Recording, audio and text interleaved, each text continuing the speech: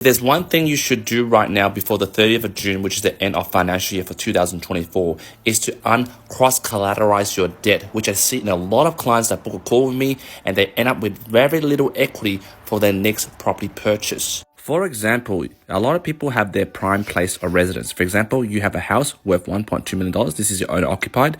You have a $720,000 loan against this $1.2 million. Now that is an LVR of 60%. That over that is 60%. So what they do is they find a property they want to buy, an investment property, for example. Then they pull out, for example, 200K from this property, 200K. And then they go buy this 800K property, which, by the way, 99% of people use a cross-collateralization strategy, usually through a lazy branch banker or an inexperienced broker. What happens is they combine the original asset, which is the PPOR, the prime place of residence, and the investment property. They link it together through these chains and combine it into one security, whereby the $840,000 and the $720K, which equals to $1.56 million, which is under 78% LVR to avoid mortgage insurance, is loaned to the client like this: loan 1, loan 2. And then through time from when they purchased this new property, time flies, everything's cherry blossoms until 3 years later, they do a valuation on their property. They figured out that this property, which they purchased at $1.2 million after 3 years, is now $1.3 million.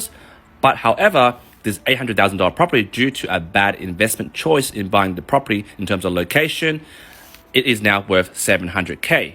Now, 99% of people who use this lazy cross-collateralization strategy will then figure out through time, even though the PPOR has risen from 1.2 to 1.3, so 100K of equity, but because their investment property, which they purchased 3 years ago, has dropped by 100K, due to a lazy cross-collateralization strategy, the total loan is 1.53 million, right, which is 76.5%. The property, which is 1.3 to 700K, is still 2 million. So banks will allow you to borrow 80% against 2 million. So what that means is there's only about $70,000 of net equity from this structure that you have here due to these properties being linked together, which means the increase of this is then contaminated by the downfall of this investment property. Now, if there was a time machine and they used a more holistic lending strategy, which means you will get the 720K, which is the original PPOR, you then, rather than lump it over to this property and cross-collateralize it, you just release equity of 200K against this property only, and then you separate it, and then you borrow 80%, which is $640,000 against the new property. These two properties are not chained up together.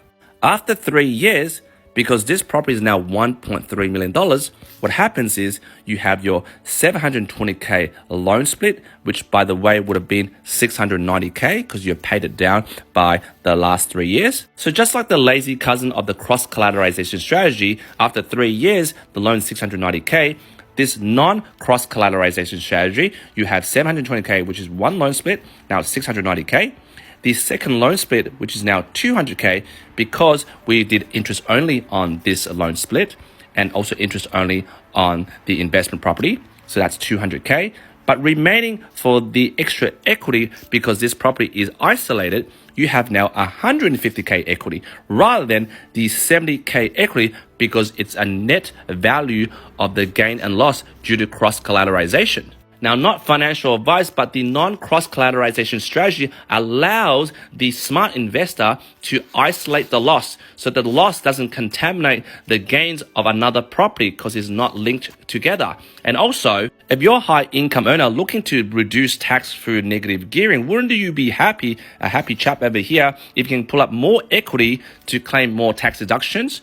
Or would you be an unhappy chap because through the same method of purchasing these two properties, but due to a bad structure, because it's cross-collateralized, you actually could only pull out 70K, which means you lost $80,000 of potential equity because you isolated and quarantined each property's correction in the market. If this went well, that's great, but doesn't allow the loss of this property to contaminate this side, which allows you to pull out more equity. Please do this right now. Call your banker, call your broker, stop the bleeding, because if you're not isolating the losses per property, the losses might drag down the gain of your another property, which means you're going nowhere in your property portfolio journey. Jump in the comments and let me know what you think.